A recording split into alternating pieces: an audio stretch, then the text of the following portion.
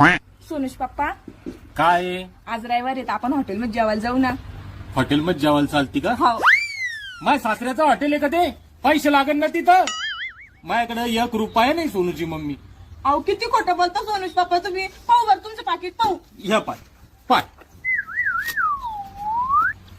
बया, सोनुष पप्पाच्या पाकिटात तर खरंच पैसे नाहीये.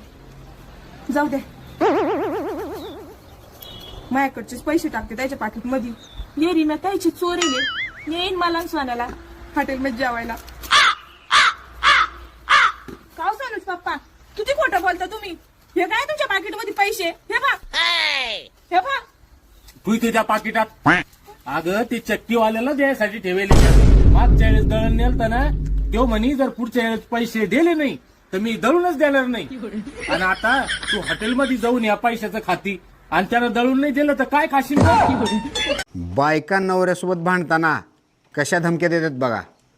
पायलटची बायको, जास्त उडू नका काय, मास्तरची बायको, मला शिकवू नका काय, पेंटरची बायको, मला जास्त बोललो तर थोबाड रंगवीन, धोब्याची बायको, जास्त वळवळ केलो तर चांगलंच धुवून टाकीन, नटाची बायको, माझ्यासोबत जास्त नाटकं करायचं नाही काय, दाताच्या डॉक्टरची बायको, जास्त वळवळ केलो तर सगळे दाता पाडून टाकीन, सीएची बायको, माझ्यासोबत नीट हिशोबात राहायचं काय, वायरमनची बायको, जास्त वळवळ करू नका काय, नाहीतर असा झटका देईन आयुष्यभर लक्षात ठेवाल, सिव्हिल इंजिनियरची बायको, माझ्या नादाला लागलो तर डोक्यात इट घालीन, वकिलाची बायको.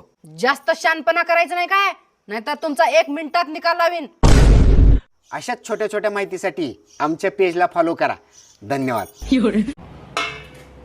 अहो, भाकरी बनवू का खिचडी बनवू? भाकरी बनव ग भाकरी. काय म्हणला, ऐकू ये ना. भाकरी बनव म्हणलो भाकरी. काय म्हणतात की बाई. अहो, काय म्हणला की तुम्ही ऐकू चाल नाही. खिचडी बनव खिचडी. हो हो, ऐकू आलं. ठीक आहे, खिचडीच बनवते मग.